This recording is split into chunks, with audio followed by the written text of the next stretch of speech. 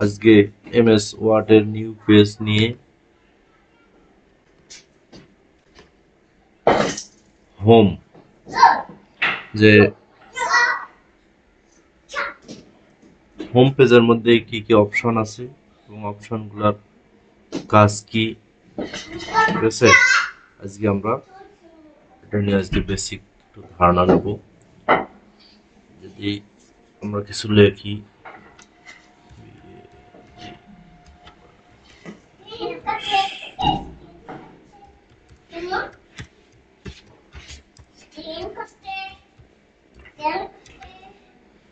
যেমন একটা লেখা লিখলাম, Bangladesh is a small country, ঠিক আছে।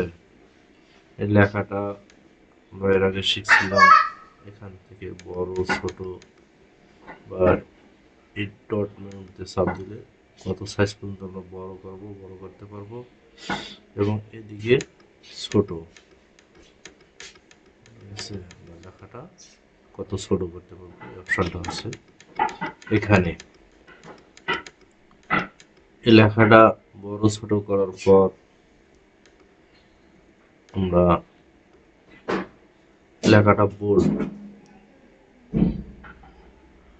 বলতে মোটা, লেখাটা আমি কতদূর মোটা করব, এখানে আছে বোল্ড অপশন, এটাকে বলে বোল্ড অপশন। এবং লেখাটা যদি আমি একটু অ্যাঙ্গেল করতে চাই, এখানে একটা অপশন আছে, এটার নাম আছে ইটালিক, যেটা শর্টকাট আছে কন্ট্রোল আই, আর এটা আছে বোল্ড, যেটা শর্টকাট আছে কন্ট্রোল বি। দিয়ে আমি লেখাটা একটু বাঁকা করতেছি, দেখেন হালকা একটু লেখাটা বাঁকা। একটু আমরা যদি লক্ষ্য করি আমরা দেখতে পারবো লেখাটা কিভাবে বাঁকা এবং সোজা। এবং একটা জিনিস হচ্ছে লেখাটার নিচে যদি আমরা একটা আন্ডারলাইন প্রেস করতে চাই, সেক্ষেত্রে এই যে এখানে ইউ বাটন, কন্ট্রোল ইউ বা আন্ডারলাইন একটা লেখা আসছে, এই অপশনটা আছে, এটা দিলে আন্ডারলাইন হবে। আমরা অবশ্যই দেখতে পারতেছি লেখার নিচে একটা আন্ডারলাইন শো করতেছে, এই আন্ডারলাইনটা এখান থেকে, ঠিক আছে।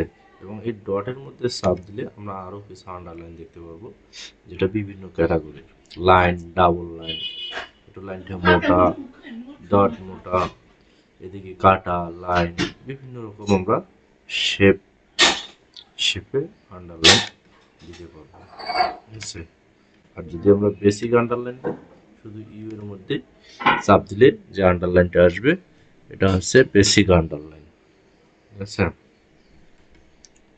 আরেকটা জিনিস আমরা copy cut paste, cut copy paste, আমরা যদি কোনো কিছু লেখাকে ডাবল করতে চাই, সে লেখাটাকে কপি করব, কপি করার জন্য সম্পূর্ণ সিলেক্ট করতে হবে, সিলেক্ট করার পর আমরা এখান থেকে কপি করতে পারবো, লেখা আছে কপি, এখান থেকে কপি।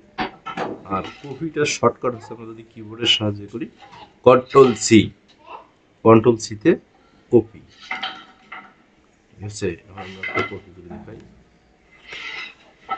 কপিতে চাপ দিলাম, দেওয়ার পর এখানে রাখলাম, রাখার পর এন্টার চাপ দিলে কার্সারটা নিচের দিকে আসবে, ভি চাপ দিলে পেস্ট, অনেকগুলো, যতগুলো আমাদের দরকার সেগুলো হবে।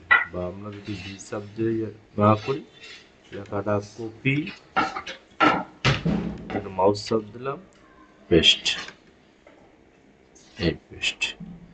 Keep formats, searching format, marks format হবে, ডাবলএস ফরম্যাট, কিপ আর টেক্সট, আমরা টেক্সট দিলাম, আবার এন্টার চাপ দেবো,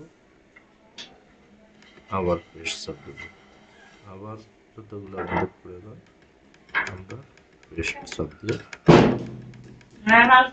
করতে পারবো, ঠিক আছে। এই হচ্ছে কাট কপি পেস্ট। এখন আমরা কোনো লেখাকে যদি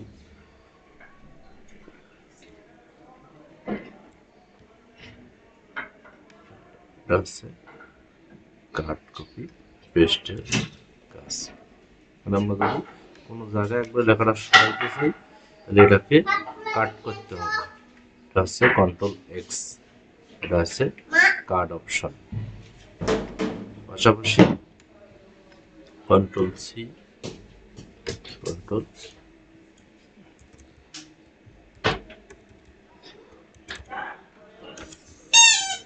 কন্ট্রোল ভি করলাম। এখানে একটা জিনিস আমরা খেয়াল করি, এক একটা লাইনকে যদি আমরা এক একটা ফন্টের কালার দিই, এখানে সেটা হচ্ছে ফন্ট কালার,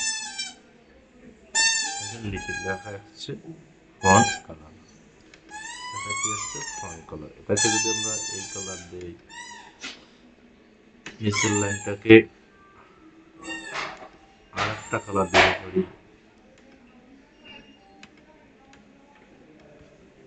এই লাইনটাকে আর একটা কালার দিলাম, এই লাইনটাকে আমরা আর একটা কালার দিলাম। আমরা যদি প্রতিটা লাইনকে আলাদা আলাদা কালার দিতে চাই, সেক্ষেত্রে হচ্ছে আমরা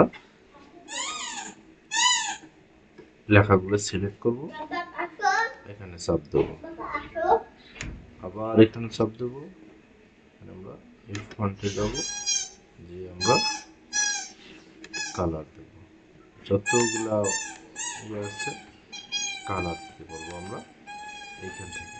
এটা হচ্ছে এই ফন্ট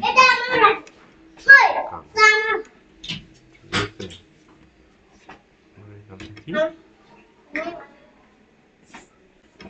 কালার দিলাম। এবার আমাদের যটা লাইন আছে সব কটা লাইনের জন্য এক একটা কালার হয়ে গেছে, এখান থেকে আমরা কালার দিতে পারবো।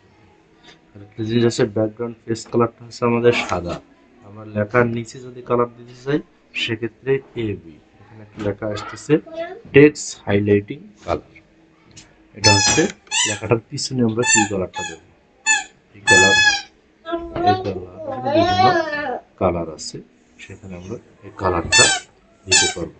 এটা হচ্ছে font highlighting, text highlighting colour. Okay, আমরা জিনিসটা দিলাম, এই লাইনে আর একটা দিই, এখানে আর একটা দিলাম,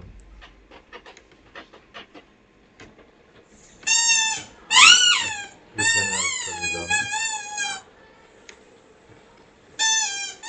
এখানে আর একটা দিলাম। এটা হচ্ছে ফন্ট হাইলাইটিং কালার।